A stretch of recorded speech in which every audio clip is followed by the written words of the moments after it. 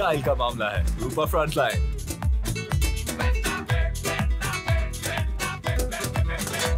Pass করবে মেয়ে, কিন্তু এতটা আশা করিনি। মাধ্যমিকে যেহেতু ভালো রেজাল্ট করেছিল, আশা ছিল যে মেয়ে এবারও ভালো করবে। তো যাক, অনেক খুশি আমরা, অনেক খুশি। খুশিতে আত্মহারা। পরিবার, আত্মীয়স্বজন সবাই অনেক খুশি। এখনো পর্যন্ত ফোন করতেছে সবাই, সবাইকে জানানো হয়নি। সবাই দেখুক। কিভাবে টের পেলেন? মেয়ে লাইভ দেখছিল, লাইভ দেখে মেয়ে জানতে পারে। তারপরে আমি তো ছিলাম না বাড়িতে, ছোট মেয়েকে নিতে স্কুলে গেছিলাম। তখন মেয়ে ফোন করে বললো, মা বাড়িতে আসো তাড়াতাড়ি, তো রেজাল্ট বেরিয়েছে, তুমি তাড়াতাড়ি আসো।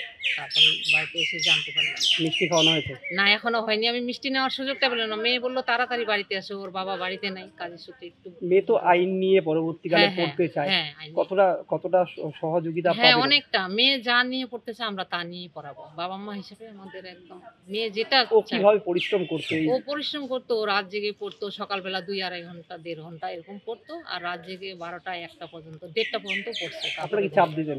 না, আমরা চাপ দিতাম না। একটু তো মা হিসেবে গাইড দিতেই হবে।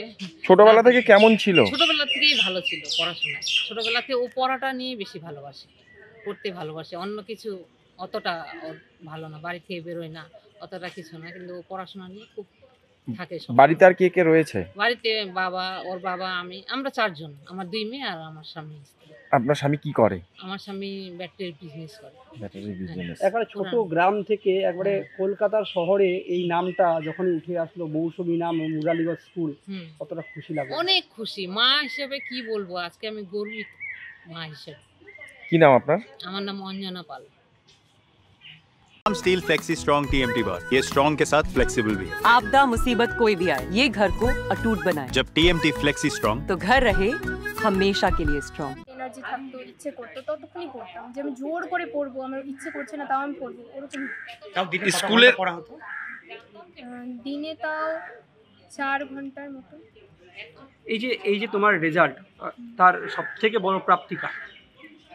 একজনকে তো দেওয়া যায় না, অবশ্যই আমার মা বাবা, স্কুলের শিক্ষক, গৃহশিক্ষক, আমার বন্ধু বান্ধব। কতজন গৃহশিক্ষক ছিল? আমার 4 জন। এই যে পড়াশোনার বাকি আর কি তোমার সব থেকে পছন্দ ছিল? পড়াশোনার বাইরে গান শুনতে পছন্দ করি খুব, ওটা একদম ফার্স্ট প্রায়োরিটিতে পড়ে গান শোনা। এছাড়াও টুকটাক ছবি আঁকা, বই পড়া।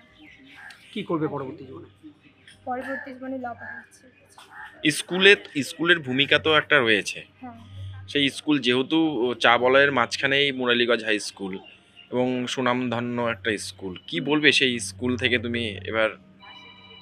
স্কুল আমাকে খুব সাহায্য করেছে, টিচাররা খুব সাহায্য করেছে, সবাই খুব সাহায্য করেছে। স্কুল কি ছোট থেকে স্কুল? হ্যাঁ, 5 থেকে। স্কুলে প্রধান শিক্ষক কতটা ভূমিকা পালন করেছে?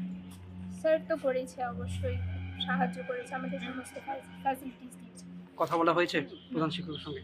কিভাবে জানতে পারলে আজকে রেজাল্ট? ওই ফোনে লাইভ দেখছিলাম। আচ্ছা, এই যে তুমি ল নিয়ে পড়বে, কি চিন্তা রয়েছে ভবিষ্যতে?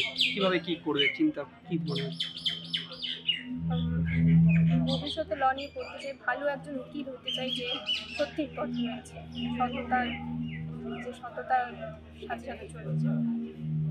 আচ্ছা, এই যে আজকের দিন তোমার জীবনে ঐতিহাসিক দিন, এবং সেই দিনে পেহেলগাঁওয়ের মতো ঘটনা যেখানে যোগ্য জবাব দিয়েছে ভারত, সেই বিষয়টাকে তুমি কিভাবে দেখছো?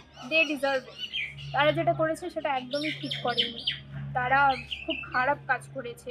আসলে সেটা একবার নয়, প্রত্যেকবার, অনেকবার হয়ে গেছে। তো দে ডিজার্ভ। মানে এই যে পাল্টা আক্রমণ ভারতের, এই বিষয়টা কিভাবে দেখছো? একেবারে বদলা যেটা বলে ইংলিশে। হ্যাঁ, বদলা নেওয়া উচিত। রিভেঞ্জ খুব দরকার, কারণ তারা যেটা করেছে সেটা খুব খারাপ জিনিস করেছে। এতজনের হত্যা, এটা ঠিক নয়। আর এটা একবার নয়, বহুবার হয়ে আসছে। তোমার নাম? কত নম্বর পেয়েছো তুমি? 488। মাধ্যমিক